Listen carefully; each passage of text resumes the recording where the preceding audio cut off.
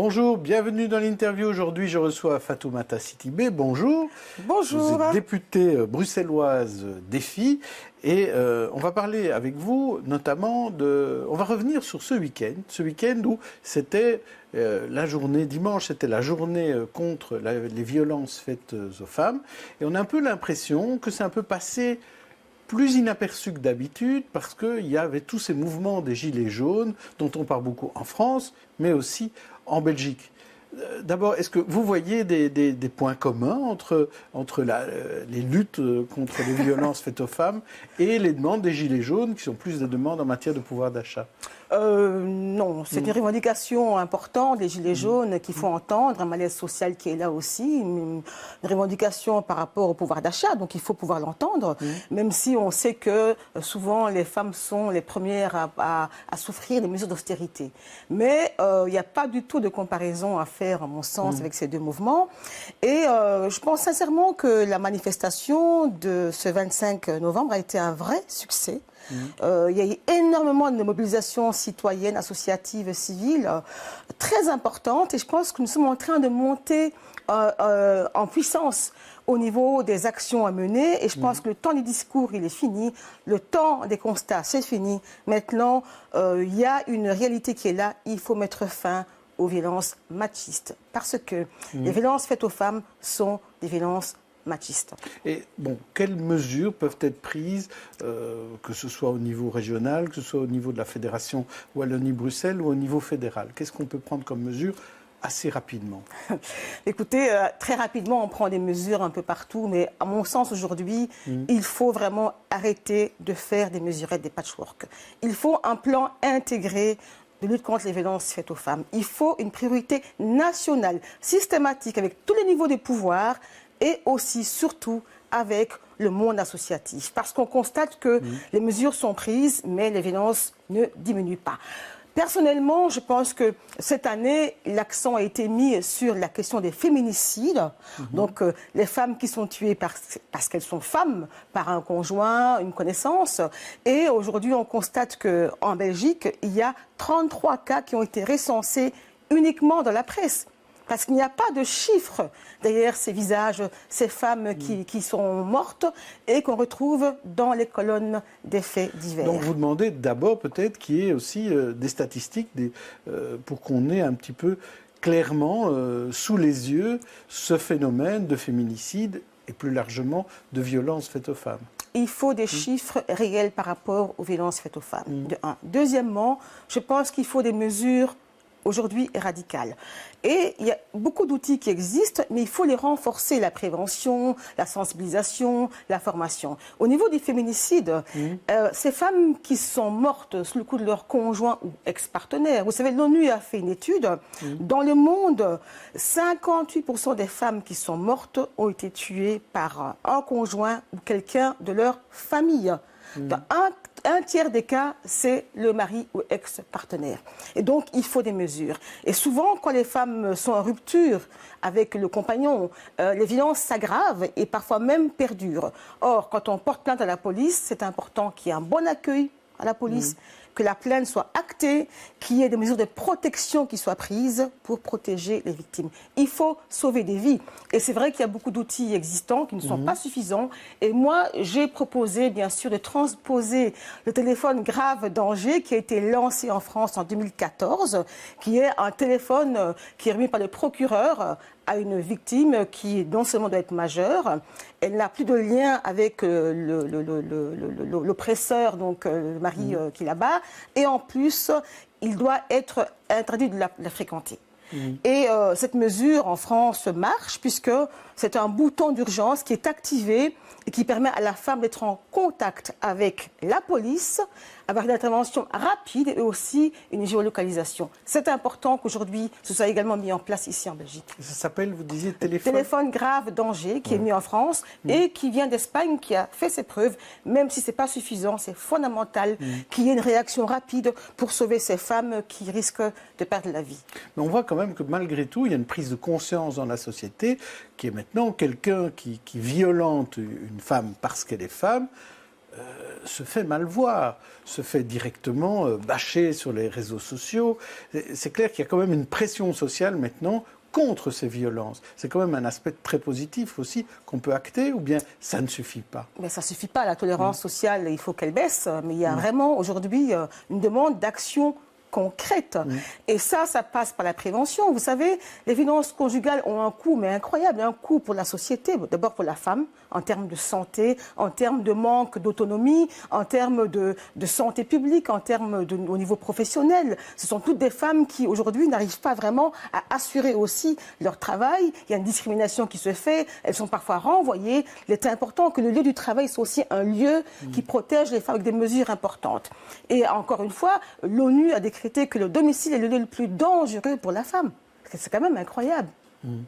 Alors, je parlais d'autre chose avec vous, mais qui est dans l'actualité. On a beaucoup parlé d'Emmanuelle Prat ces derniers jours, parce qu'elle était débarquée de son poste de chroniqueuse à RTL, parce qu'elle avait interpellé des gilets jaunes sur antenne, en induisant des consignes de vote, notamment anti-écologistes.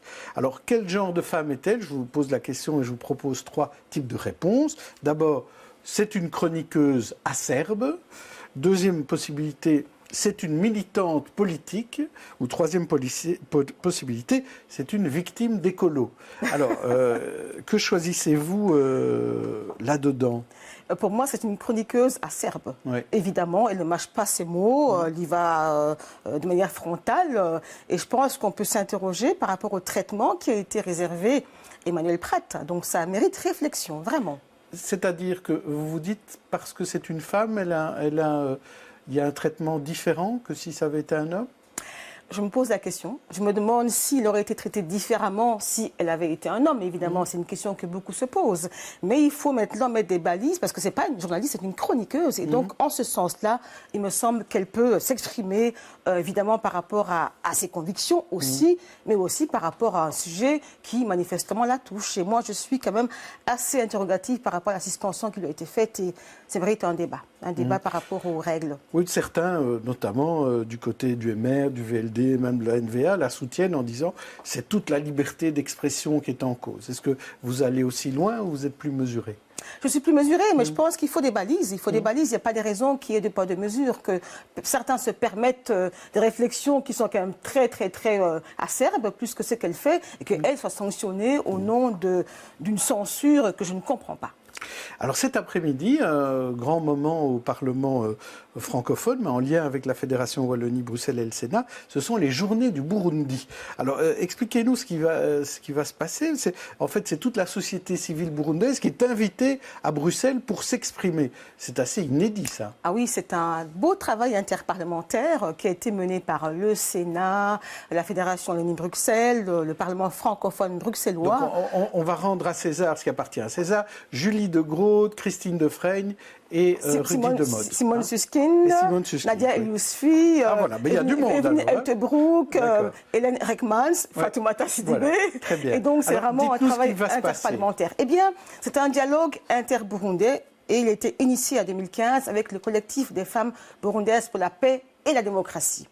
C'est très important parce qu'elles veulent qu'il y ait un cadre pacifié, serein, où des Burundais, la diaspora, mais également du Burundi, peuvent se rencontrer, échanger, dialoguer autour de thématiques importantes par rapport justement au travail de mémoire, par rapport à la question socio-économique du pays, la question des femmes dans les camps de réfugiés, mais également la question des jeunes dans les camps de réfugiés. Le but, vraiment, d'avoir un dialogue paisible, parce qu'aujourd'hui, le Burundi est un pays qui est traversé par des conflits violents qui ont fait que 400 000 personnes sont aujourd'hui en dehors du pays.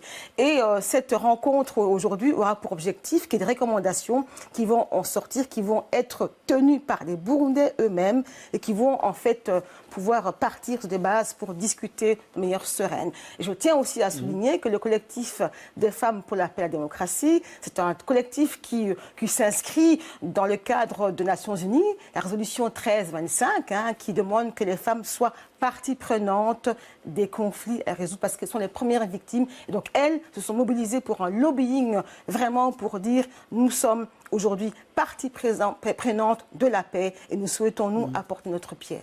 Alors, est-ce que ce n'est pas un peu, finalement, bizarre que cette réunion ne se fasse pas au Burundi, ça se fait à Bruxelles? Est-ce que ce n'est pas un peu du colonialisme à rebours que la Belgique organise ça pour les Burundais? Ce n'est pas la Belgique qui organise, c'est le collectif des femmes pour la démocratie qui a saisi 3 parlements en demandant nous souhaitons nous engager un dialogue inter-burundais. Il y a une centaine de Burundais qui ont été invités, qui ont des profils très différents mais qui représentent la société burundaise, qui vont se réunir, discuter et proposer des pistes concrètes. Donc c'est vraiment un cénacle, un espace de rencontre qui leur est donné parce que sur place, ce n'est pas évident pour les Burundais aujourd'hui de se retrouver, de discuter parce qu'il y a des violences. On voit qu'il y a beaucoup de pays où il y a beaucoup de violences. Souvent, effectivement, les associations de femmes sont en avant pour essayer d'obtenir une paix ou en tout cas une résolution de ces conflits.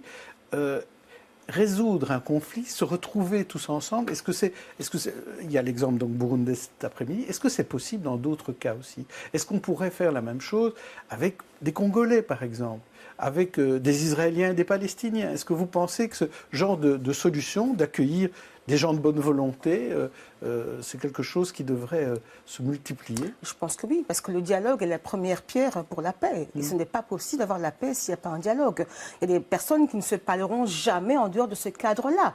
Et on pourrait effectivement, c'est une bonne initiative qui pourrait être réfléchie et dupliquée pour d'autres pays où il y a une difficulté pour les forces politiques et économiques de se retrouver et également de débattre. Et là, les femmes sont à la manœuvre, une fois de plus, pour montrer qu'elles sont en tout cas les premières victimes des conflits, mais que sans elles, il n'y aura pas de paix durable. Et quand on dit, du côté Groen et du côté NVA, on dit que le Sénat ne sert à rien, bon, finalement, c'est une utilité du Sénat. Hein. Exactement. Ouais. Puis c'est une belle collaboration interparlementaire. Merci Fatoumata Sidibé d'être venue parler de ça avec nous. Demain, je recevrai Françoise Kepmans. D'ici là, bonne journée et bonne soirée à tous.